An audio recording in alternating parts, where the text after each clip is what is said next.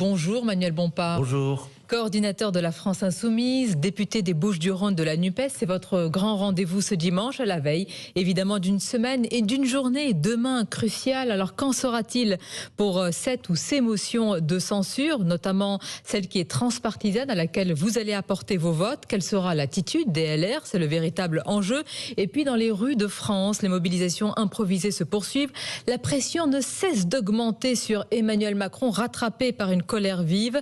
Il cherche une voie de sortie, le président de la République. Comment imaginez-vous la suite? Alors que les ministres Dussopt et Bruno Le Maire ont dit ce matin dans le JDD Le Parisien que tout le processus démocratique a été finalement respecté. Pour vous interroger sur ces sujets, je suis entourée de mes camarades. Nicolas Barré des Échos, bonjour Nicolas. Bonjour Sonia. Et Mathieu Bock-Côté, bonjour à vous Mathieu. Bonjour. Manuel Bompard, des rassemblements qui se tiennent un peu partout en France, des mobilisations plus ou moins spontanées. Hier en particulier dans la capitale, ce fut une soirée de tension. Est-ce que vous soutenez ce type d'action? Est-ce que même vous les encouragez? Bien évidemment. J'encourage les mobilisations populaires, citoyennes qui font face à ce qui s'est passé jeudi à l'Assemblée nationale, qui a un coup de force tout à fait inacceptable. Et ces mobilisations, elles sont légitimes parce qu'elles s'opposent à une réforme qui, je le rappelle, n'a pas de légitimité populaire. Les sondages le disent, plus de 70% des Français sont opposés à cette réforme. Cette réforme, elle rencontre l'hostilité de l'ensemble des organisations syndicales de salariés. Et cette réforme, elle n'a même pas de majorité de députés à l'Assemblée nationale pour la voter. Et donc, face à un tel passage en force, je considère effectivement que la mobilisation populaire, la mobilisation citoyenne, c'est la solution pour obtenir le résultat qu'on attend, c'est le retrait de cette réforme. Mais est-ce qu'il y a eu un changement de nature, effectivement, et vous avez raison, vous évoquez ces mobilisations populaires, elles vont certainement se poursuivre, mais depuis quelques jours, on voit que ce sont des manifestations spontanées avec plus ou moins aussi de la casse et des violences. Est-ce que ce mouvement-là aussi, qui a un côté un peu insurrectionnel, vous l'encouragez ? Mais d'abord, les organisations syndicales elles-mêmes ont appelé à un certain nombre de rassemblements. Vous savez qu'il y a une journée de manifestation qui va avoir lieu jeudi prochain. Il y a des mouvements de grève aussi qu'il ne faut pas oublier, notamment de grève reconductible dans un certain nombre de secteurs.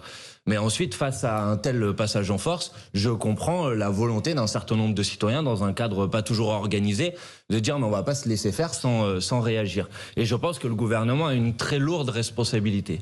Donc c'est lui qui est responsable, par exemple, de ce qui s'est passé hier dans les rues notamment de la capitale, Manuel Bompard. Écoutez, c'est évident. D'ailleurs, je lisais dans la presse ce matin que le président de la République avait été informé avant même la décision d'utiliser le 49.3 que dans cette hypothèse, ça déclencherait des mobilisations. Il y avait une note des renseignements territoriaux, il y avait les organisations syndicales qui, depuis plusieurs semaines, alertaient en disant « Mais écoutez, on est dans un mouvement social pacifique, large, déterminé, qui est le plus puissant depuis 50 ans dans ce pays. Les manifestations, qu'on en croit les chiffres des organisations syndicales ou même les chiffres de la police, sont les plus puissantes depuis 50 ans dans ce pays. Et face à cela, vous avez un gouvernement qui fait la sourde oreille. Donc ensuite, il ne faut pas s'étonner que vous ayez des gens qui se disent « Mais ça sert à quoi d'aller manifester pacifiquement si à la fin ça ne produit pas de résultats ?» Mais jusqu'où soutenez-vous ces mouvements? Lorsqu'il y a des feux de poubelle, lorsqu'il y a des barricades, lorsqu'on attaque des CRS, pour vous, ça demeure une opposition légitime? Non, mais moi j'ai toujours considéré que les attaques contre les personnes n'étaient pas la solution. Et je ne pense pas que brûler 3 poubelles va nous permettre de gagner. Donc je le dis de manière très franche. Mais ne comptez pas sur moi, si vous voulez, pour venir faire ce matin des leçons de bonne manière en disant aux gens ça c'est bien ou ça c'est pas bien. Donc c'est inefficace, mais est-ce que c'est condamnable en tant que tel, s'en prendre aux biens, s'en prendre aux personnes? Mais s'en prendre aux personnes, c'est toujours condamnable, bien évidemment. Mais maintenant, la question qui nous est posée, c'est pourquoi les gens en arrivent à de telles manières d'agir? Parce qu'ils ont l'impression que toutes les autres manières d'agir ne fonctionnent pas. C'est-à-dire que selon vous, c'est Emmanuel Macron qui a poussé à bout et au bout, finalement, à de telles... Écoutez, il y a 10 jours, je lisais dans la presse que selon un conseiller du président de la République, le président de la République ne reculerait pas, hormis si il y avait un mort ou hormis si Paris était en feu. C'est pas moi qui ai tenu ces propos. C'est les conseillers du président de la République. Ils sont souvent rapportés dans la presse. En tout cas, ils ont été rapportés dans la presse, mais vous aurez noté qu'ils n'ont pas été démentis. Donc je dis attention, le président de la République et le gouvernement prennent une très lourde responsabilité s'ils continuent à s'entêter ou s'ils continuent le déni que j'ai entendu jeudi soir de la part de la Première ministre ou qu'on lit encore ce matin dans la presse. Parlons-en. Tout va bien, Madame la Marquise. Tout va bien? Les propos, parlons-en, Olivier Dussopt, donc dans le journal du dimanche, et Bruno Le Maire dans Le Parisien, affirment que tout le processus démocratique finalement a été respecté, que la Première ministre va mettre en jeu sa responsabilité, ce qui est le cas demain. Moi, je vais vous dire, il n'y a pas une seule étape du processus démocratique qui a été respectée. Pas une seule? Pas une seule. D'abord parce que le gouvernement a choisi une méthode de débat à l'Assemblée nationale et au Sénat, un véhicule législatif, c'est comme ça qu'on parle aujourd'hui, qui a un projet de loi de finances de la sécurité sociale rectificatif, qui lui a permis de comprimer le temps des débats et donc de les interrompre à l'Assemblée nationale. Ça, c'est pas illégal. Ensuite, non, mais je ne vous dis pas que c'est illégal, c'est dans la Constitution. Mais sans être illégal, on peut considérer que c'est illégitime. On a le droit de le penser. D'ailleurs, peut-être que le Conseil constitutionnel le dira, on verra. Ensuite, au Sénat. Quand on est arrivé au débat au Sénat, le gouvernement a eu recours à un vote bloqué pour empêcher les oppositions de continuer leur travail d'amendement. Et ensuite, quand on est arrivé sur le vote final, le gouvernement passe par un 49-3. Donc si pour Monsieur le maire, c'est un processus démocratique normal, alors il parle même, Bruno Le Maire, regardez Manuel Bompard, il dit que la majorité sort en lambeaux sur la tête. On dit non, elle sort grandie. Voilà ce qu'il répond. Et il y voit un acte d'autorité qui peut-être sera salué un peu plus tard. Je pense que c'est très méprisant pour les parlementaires de la minorité présidentielle, dont un certain nombre, depuis jeudi, ont dit à quel point ils avaient été choqués et outrés par l'utilisation de l'article 49.3. Donc je suis pas sûr que Monsieur le maire, c'est comme ça qu'il va rassurer les députés qui le soutiennent. Après, c'est un classique, malgré tout, l'utilisation du 49.3. On a vu ça des dizaines de fois sous la Ve République. C'est pas quelque chose qu'on découvre là aujourd'hui. Sans aucun doute, c'était le 100e 49.3 qui a été utilisé par Elisabeth Borne. Mais encore une fois, c'est pas parce que c'est prévu dans la Constitution que c'est acceptable ou que c'est légitime. Et deuxièmement, ce 49.3-là, il fait quand même, il intervient après, encore une fois, je vous le redis, une mobilisation qui est extrêmement puissante et donc il a un caractère particulièrement inacceptable. Vous insistez sur la légitimité et vous dites ce 49.3 n'est pas légitime. Alors dans quelles circonstances le 49.3 peut-il être légitime? Mais moi, Mathieu Bocoté, je suis pour la suppression du 49.3. Je suis pas d'accord avec le fait qu'on puisse utiliser l'article 49.3 de la Constitution. Donc si vous me demandez mon point de vue, je considère que le 49.3 est toujours une brutalité et un passage. Revenons à ce qui est en train de se dérouler. Il y a cette journée de mobilisation jeudi. Nous reviendrons à ce qui va se passer politiquement, évidemment, dès demain.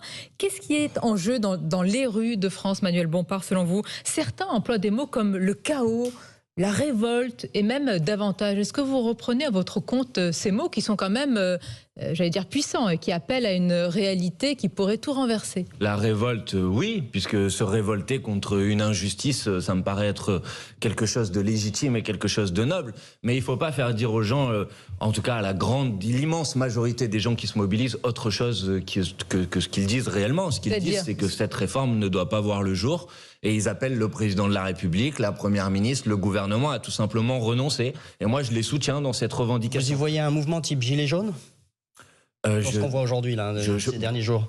Écoutez, je pense quand même que ce mouvement-là a une différence majeure avec la mobilisation des Gilets jaunes. C'est que c'est l'intersyndicale unie, c'est qui est assez inédit d'ailleurs depuis une quinzaine d'années dans ce pays, qui est à l'initiative et à l'origine. Alors c'est vrai que ces derniers jours, il y a eu des mouvements plus spontanés. Non, mais je l'entends.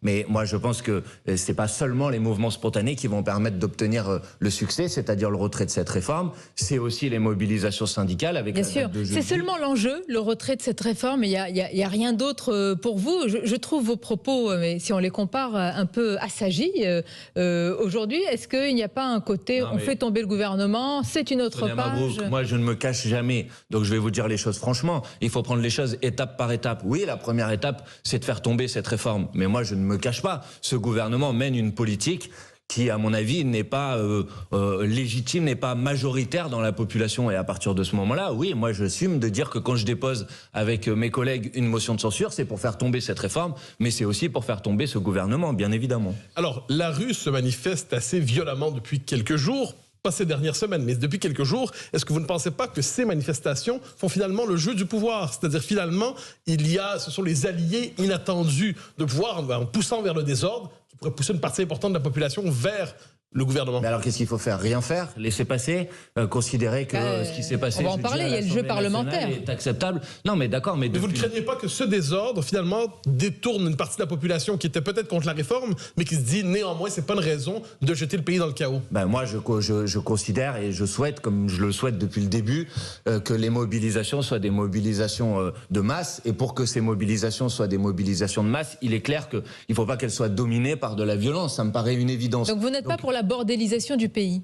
Moi, je ne suis pas pour la bordélisation du pays. Je ne sais pas qu'est-ce qu'on met derrière le mot bordélisation. Mais moi, c'est clair, le bordel. Non, mais moi, je suis par exemple chaos. très clairement pour faire en sorte qu'il continue à y avoir des mobilisations très puissantes. Je suis pour qu'il y ait des mouvements de grève reconductibles. Je suis pour que ça ait un impact sur l'économie. Puisque apparemment, Emmanuel Macron et son gouvernement n'écoutent pas la population quand elle se mobilise massivement. Vous êtes pour que ça ait un impact sur l'économie, donc sur nous tous, Manuel Bompard et surtout les plus fragiles, d'ailleurs. Ce qui a un impact sur nous tous, et en particulier sur les plus fragiles, c'est cette réforme des retraites.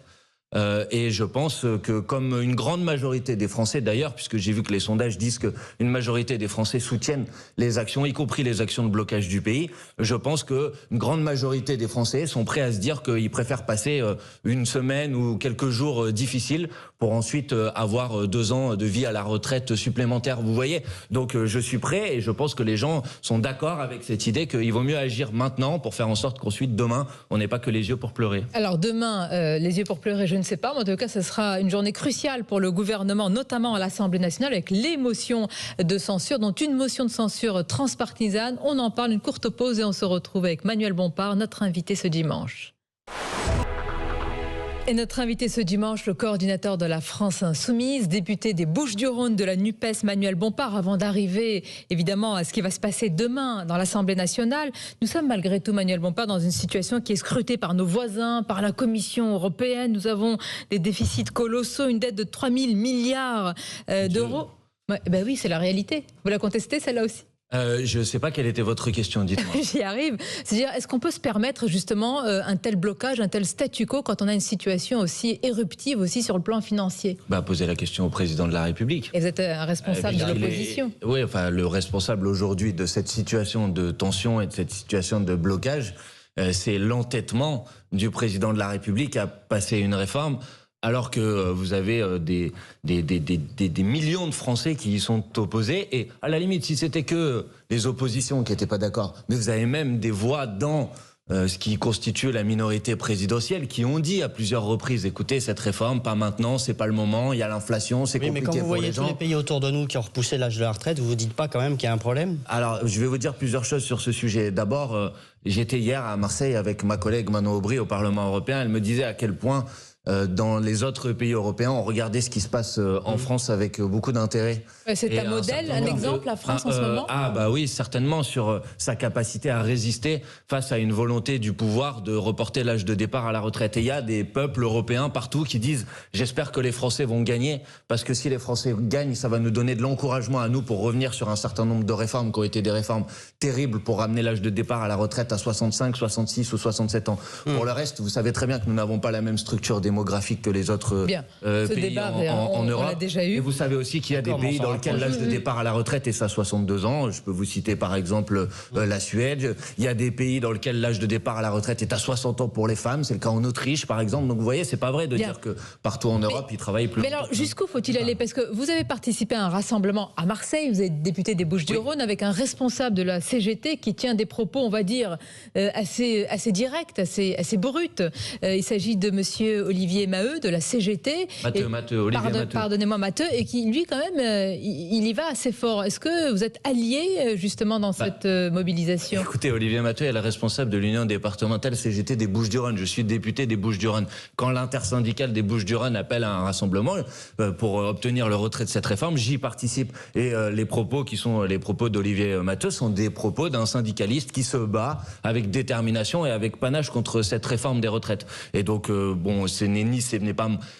avec Olivier Matteux, nous avons des rapports sur les rapports entre une organisation. Son panache peut aller jusqu'à la révolte, voire la révolution. Non, je ne crois pas qu'il ait dit ça. Je crois qu'il a parlé d'actions nécessaires de blocage de l'économie. Et encore une fois, je pense qu'il n'est pas le seul à penser que ce sont des actions nécessaires et légitimes.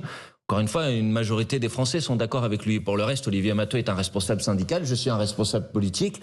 Il arrive que nous participons de rassemblements ensemble, mais chacun ensuite a son indépendance. Ça me paraît important de le rappeler. Alors Manuel Bompard, tout va se jouer demain, avec surtout la motion de censure du groupe Lyot. C'est la NUPES donc soutient cette motion de censure transpartisane. Vous allez tous la voter, tous les parlementaires de la NUPES.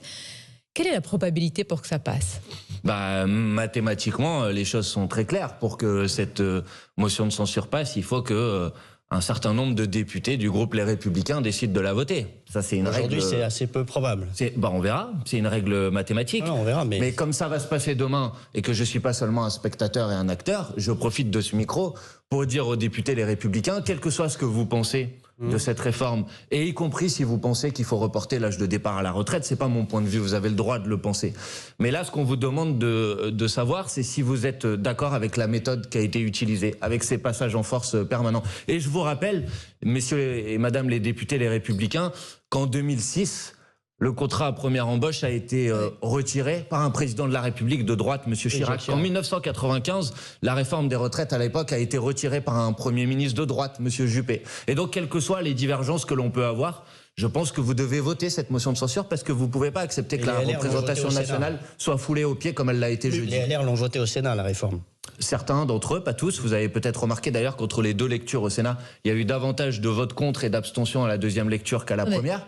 Donc moi, je mets chaque député aujourd'hui devant ses responsabilités. Moi, ce qui m'interpelle, c'est qu'aujourd'hui, Manuel Bompard, député de la NUPES, est en train de parler, par médias interposés, aux députés LR, que vous voyez parfois comme des diables des opposants politiques. Et là, vous avez un discours pour leur dire, venez avec nous, signez avec nous, votez avec nous. Je ne leur dis pas, venez avec nous, parce qu'il ne s'agit pas de venir avec nous. Et d'ailleurs, ça me permet de réagir à d'autres propos qui ont été tenus ce matin sur la motion de censure par Monsieur le maire et Monsieur Dussopt. Quand on vote une motion de censure en France, en France ensemble, vous le savez très bien, il n'y a pas besoin de donner à voir une majorité alternative. Et donc c'est pas parce que différents groupes d'opposition vont se regrouper et vont voter cette motion de censure qu'ils sont prêts à gouverner le pays ensemble. Vous le savez très bien. La question qui est posée, c'est est-ce qu'on accepte une brutalité comme l'utilisation du 49.3 et un passage en force pour faire adopter une réforme qui est rejetée par l'immense majorité de la population? C'est ça la question qui est posée. Alors si jamais cette motion de censure fonctionnait, ça impliquerait l'appui évidemment des députés du Rassemblement national, avec lesquels vous ne voulez, à ce que j'en sais, n'avoir absolument rien à voir.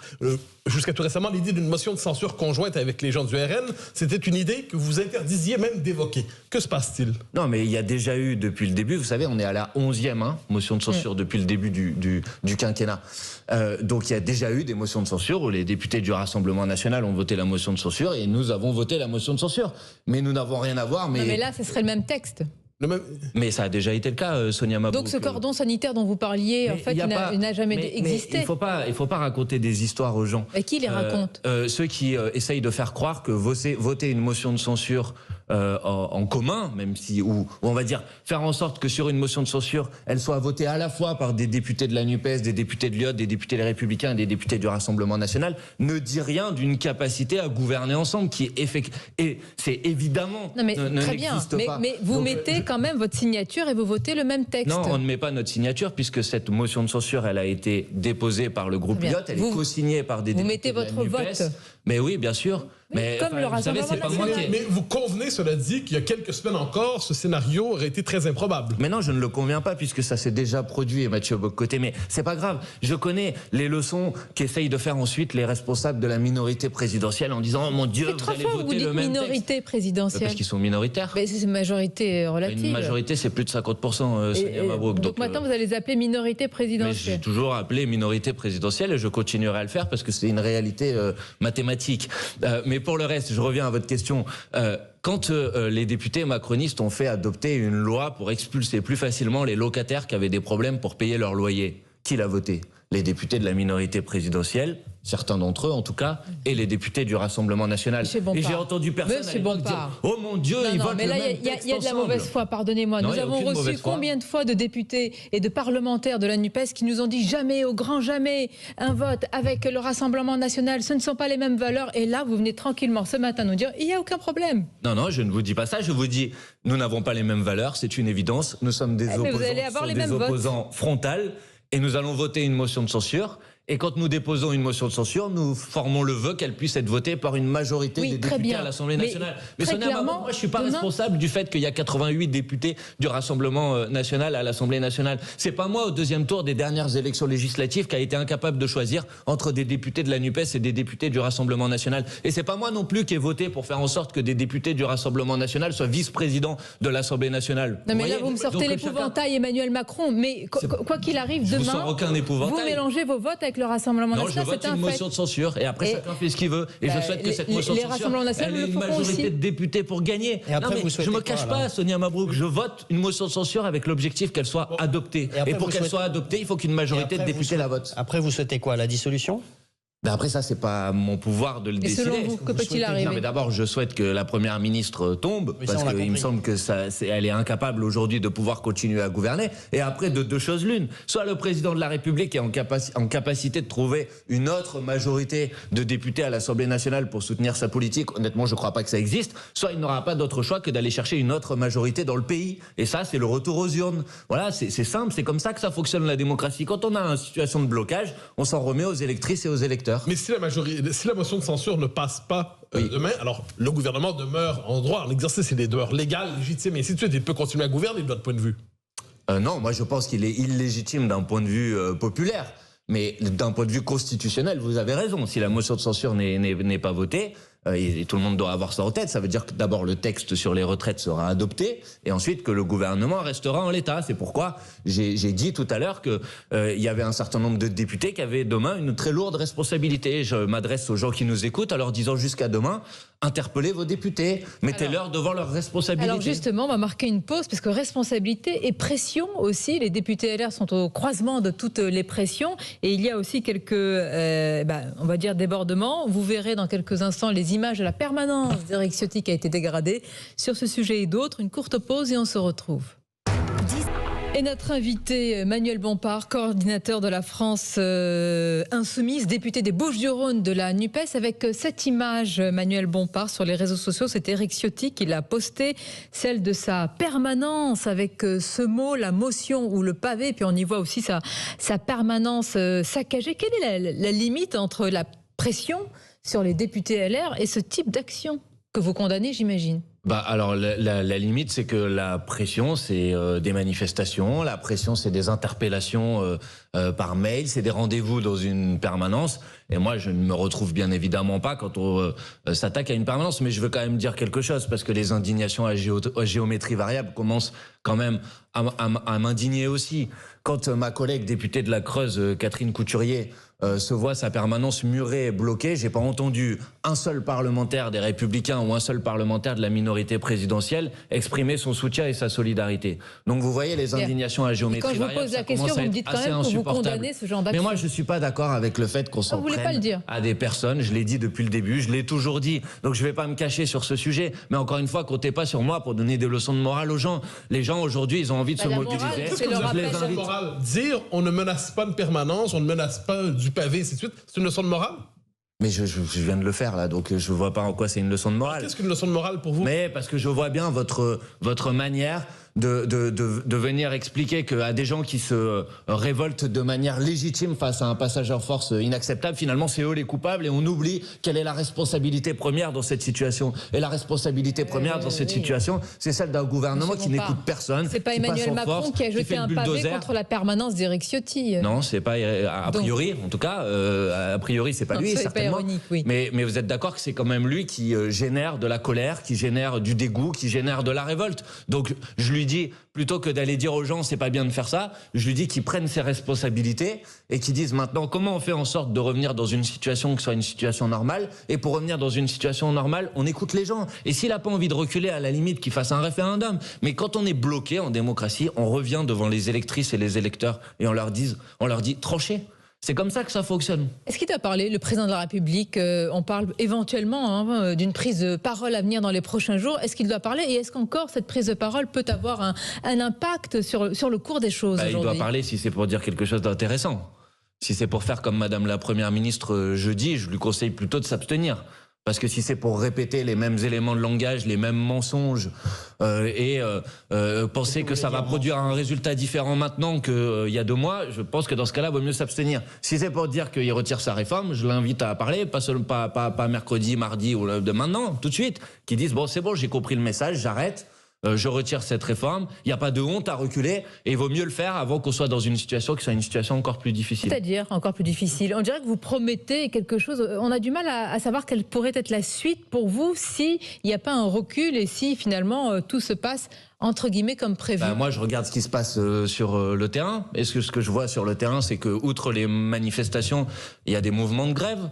Que vous avez hier la plus grande raffinerie du pays qui a décidé d'arrêter ses installations, que vous avez à peu près maintenant l'ensemble des raffineries du pays qui sont à l'arrêt, que vous avez un mouvement de grève chez les éboueurs qui va pas s'arrêter, que vous avez des grèves dans l'énergie qui vont se continuer, se poursuivre. Tant que la réforme n'est pas retirée, toutes ces contestations, ces grèves, ces blocages sont légitimes. Ah c'est certain, bien évidemment. Et jusqu'à quand? Après, c'est pas moi. Jusqu'à ce que la réforme soit retirée, c'est très si elle simple. ne l'est pas, si demain... Ça s'appelle un rapport de force, ça s'appelle un bras de fer. Et donc pour vous, il est indéterminé, Monsieur Bompard, c'est-à-dire jusqu'à ce que l'économie finisse à genoux, jusqu'à ce que les blocages s'éternisent. Je crois que je vais donc redire les choses.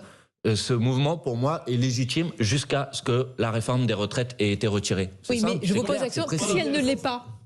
Mais ça, si elle ne l'est pas, c'est le président de la République qui en portera l'entière responsabilité. Vous ne pouvez pas reprocher à des gens d'utiliser un droit dont je rappelle qu'il y a un droit garanti par la Constitution, le droit de grève, malgré des situations qui sont des situations économiques extrêmement difficiles. Il y a une plus grande légitimité pour vous de la rue, qu'au Parlement. Non, mais au Parlement, il n'y a pas de légitimité. Là, Mathieu Bock-Côté, il vous a pas échappé cette semaine. Il n'y a pas de légitimité? Non, mais il vous a pas... Vous êtes député vous-même. Je reformule avec la légitimité au Parlement.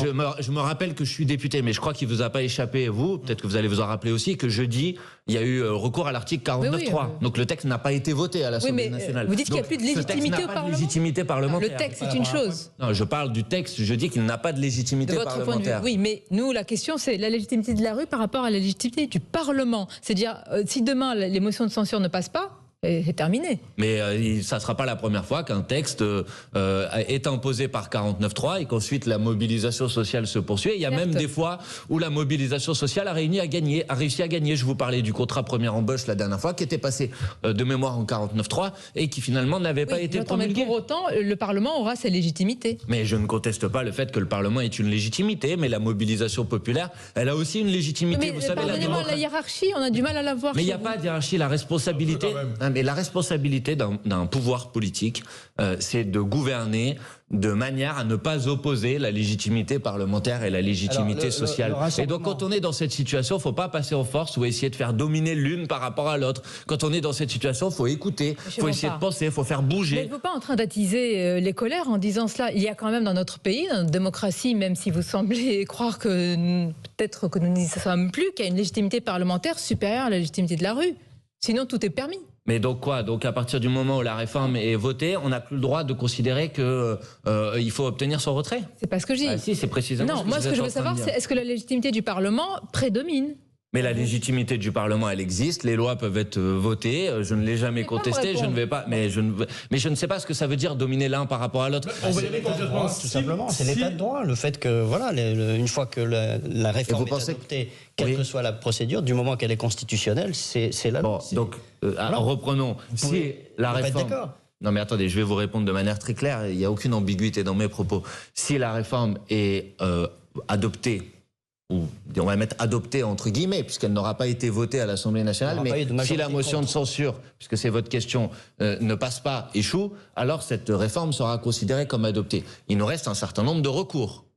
Recours au Conseil constitutionnel, recours avec la possibilité peut-être d'utiliser un référendum d'initiative partagée, ça c'est des options qu'on a sur la table. Bon, et ensuite il y a la mobilisation sociale et il y a la grève qui a une légitimité, c'est un droit qui est garanti par la Constitution, elle peut se poursuivre, et ensuite c'est un rapport de force qui s'enclenche, et moi j'espère que ce rapport de force, il va se renforcer dans les prochains jours pour obtenir le retrait de cette réforme. Si c'est la probabilité et les motions de censure ne passent pas, il y a la rue et il y a le débat constitutionnel et il y a le référendum d'initiative partagée. C'est ça, ce sont les options à venir. Nous utiliserons tous les moyens à notre disposition pour faire en sorte que cette réforme ne puisse pas voir le jour. Alors, en un mot, imaginons, c'est un jeu de spéculation politique légitime, que la réforme finalement passe, traverse des épreuves, traverse le test du Conseil de la Cour constitutionnelle, donc tout ça.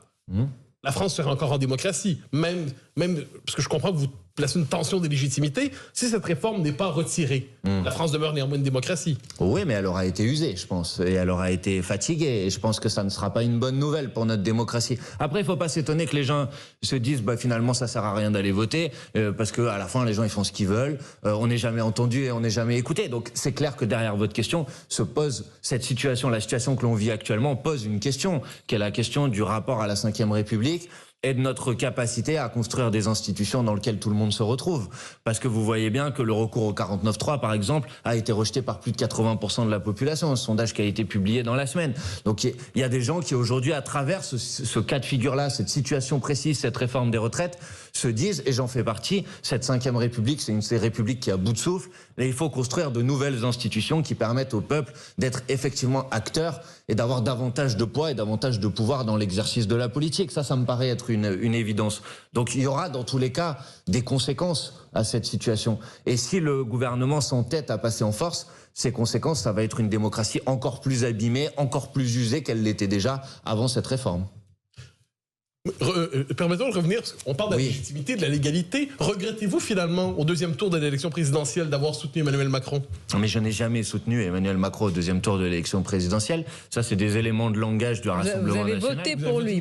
Mais vous n'en savez rien de ce que j'ai voté dans... Il y a un doute par rapport à Marine Le Pen? Non, mais attendez que les choses soient très claires. Ni Macron ni Le Pen? Non, mais ce que j'ai voté ne me regarde que moi, d'abord. Et deuxièmement, je vais vous dire, moi, j'assume les déclarations publiques qui sont les nôtres et je ne change pas d'avis sur ce sujet. Nous avons dit pas une voix pour le Rassemblement national, pas une voix pour Marine Le Pen, je l'assume et je le revendique. Je n'ai aucun problème avec ce sujet. Mais je veux dire, et tout le monde peut le comprendre, que si Emmanuel Macron a été élu au deuxième tour de l'élection présidentielle, vous savez très bien qu'il n'a pas de majorité populaire. Oui, mais pardonnez-moi, venant de quelqu'un qui a dit que le vote n'est pas, je vais vous la rappeler, forcément l'alpha et l'oméga de la démocratie. Bon. Monsieur Bompard, ne me faites pas sortir le placard à archives. Sonia Mabrouk, si vous voulez comparer, ça serait un vrai débat qu'on pourrait avoir et qui prendrait un peu de temps. Le fonctionnement d'une société avec le fonctionnement d'une organisation politique, c'est votre choix. Je considère que les deux ne sont pas de même nature. À être au pouvoir, donc ça bien évidemment, j'espère être au pouvoir. Et d'ailleurs, ça me permet de dire que même si cette réforme est votée, même si le mouvement n'obtient pas sa victoire, le jour où nous serons au pouvoir, bien évidemment, nous l'abrogerons et nous ramènerons l'âge de départ à la retraite à 60 ans avec 40 annuités de cotisation. Le jour où vous serez au pouvoir, c'est une question qui est intéressante. Parce qu'imaginons, encore une fois, c'est le jeu d'imagination des prochaines semaines, le gouvernement tombe. Oui. Il y a les élections. Oui. Jean-Luc Mélenchon est le candidat en tant que Premier ministre, candidat pour être Premier ministre dans la NUPES. On verra. Vous ne savez toujours pas qui serait votre candidat s'il y avait des élections demain. Notre présidente de groupe parlementaire, c'est Mathilde Panot. Jean-Luc Mélenchon a été notre candidat à l'élection présidentielle. Mais ça, on sait tout ça. Pardon ? Et donc, qui est légitime ? Vous ne savez pas qui est votre chef en ce moment ? Mais mon chef. Mais je pense que Jean-Luc Mélenchon est notre figure. Non, mais je pense que je n'apprendrai rien à personne en disant que Jean-Luc Mélenchon est notre figure la plus identifiée. Donc je pense. La question de Mathieu Bocoté. Si vous me demandez mon avis, il me paraît évident que dans l'hypothèse d'une dissolution et de nouvelles élections législatives demain, Jean-Luc Mélenchon sera notre meilleure locomotive. Ça me paraît être une évidence. Bon, mais pour tous, pense. Dans votre parti, vraiment ? Je sais pas, vous poserez la question aux autres. Moi, je peux répondre en ce qui me concerne moi et je pense quand même que mon avis est très largement majoritaire à la France insoumise. Mais vous poserez la question à d'autres si vous le souhaitez. Mais en tout cas, moi, je n'ai pas peur d'une éventuelle dissolution. Et je pense que si cette dissolution avait lieu demain, nous retournerions à la bataille et chacun pourrait présenter son programme. Emmanuel Macron dirait, moi, je pense que cette réforme à 64 ou à 65 ans est nécessaire. Et puis nous dirions, au contraire, il faut ramener l'âge de départ à la retraite à 60 ans avec 40 annuités de cotisation.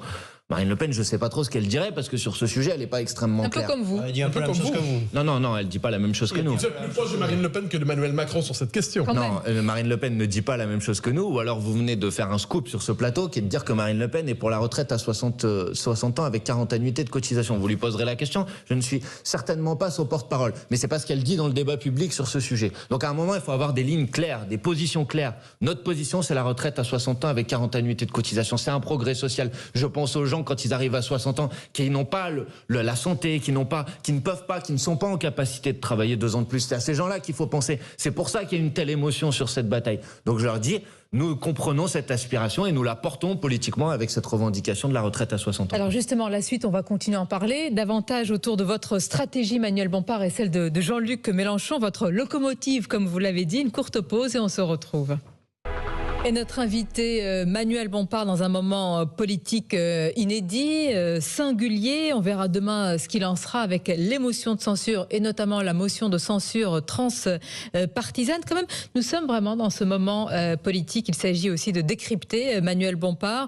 Sur Europe 1, il y a quelques jours, la présidente de l'Assemblée nationale, Yaël Braun-Pivet, affirme qu'il n'y a pas de crise politique à ses yeux. C'est peut-être la seule personne en France qui le pense. Parce que je pense que toute personne qui est un peu honnête admet l'idée que quand on utilise l'article 49.3 de la Constitution pour essayer de faire passer en force une réforme des retraites, que ça déclenche, y compris dans les soutiens du président de la République, des gens qui disent c'était pas notre volonté, c'était pas notre choix, on n'est pas d'accord avec ça. Le malaise qui a été celui des députés de la minorité présidentielle le jeudi dans l'hémicycle. Je rappelle qu'il y en a certains qui ont quitté l'hémicycle quand la première ministre est arrivée pour prendre la parole. Si ça, c'est pas Ce n'était pas du fait de votre brouhaha?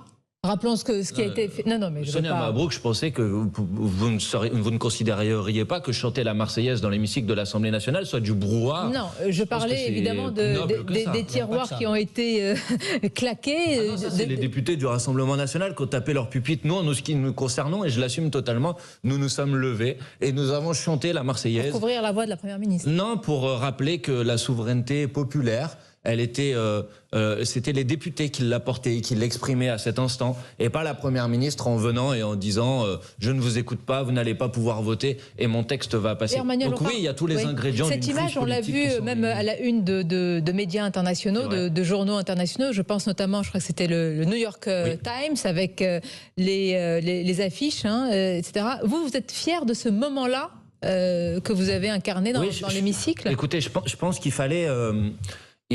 ça ne pouvait pas rester sans réaction, l'utilisation du 49.3. Et il fallait à la colère que ça a généré chez des millions de citoyens, il fallait qu'il y ait une réponse parlementaire. Et je pense que cette réponse parlementaire, elle était noble, elle était solennelle, elle disait quelque chose, elle avait une signification politique sur le fait que des députés n'acceptent pas qu'on passe en force. Et donc oui, bien évidemment, j'en suis fier et je le revendique. Vous évoquez un référendum, le Rassemblement national appelle à un référendum. Vous voteriez un référendum du Rassemblement national là-dessus? Mais Nicolas Barré, ça n'existe pas un référendum du Rassemblement national. Non, proposé par le RN.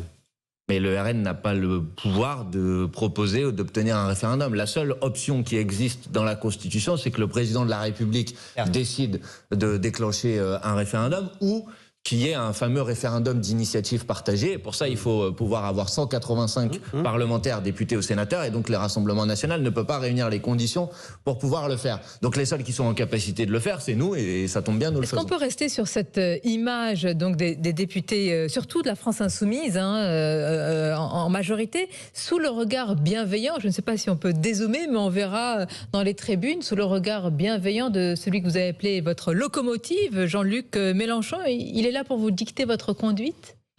Non, je crois pas. Je pense que Jean-Luc Mélenchon était là parce que c'était un moment important, que depuis le début de la mobilisation sur les retraites, il apporte son soutien, bien évidemment, aux manifestants, aux grévistes et à l'opposition politique. Et donc je pense qu'il considérait que c'était important d'être présent dans ce moment. Pour le reste, nous avons un groupe parlementaire. Et ce que nous faisons, nous le décidons au sein de notre groupe parlementaire. Le fait de chanter la Marseillaise, nous l'avons décidé dans notre réunion de groupe parlementaire le jeudi matin, au moment où l'hypothèse du 49.3 est devenue dominante, on va dire, parmi les différentes hypothèses qui étaient sur la table. Et voilà, notre groupe, il est capable de prendre des décisions en lien et en discussion avec Jean-Luc Mélenchon, bien évidemment.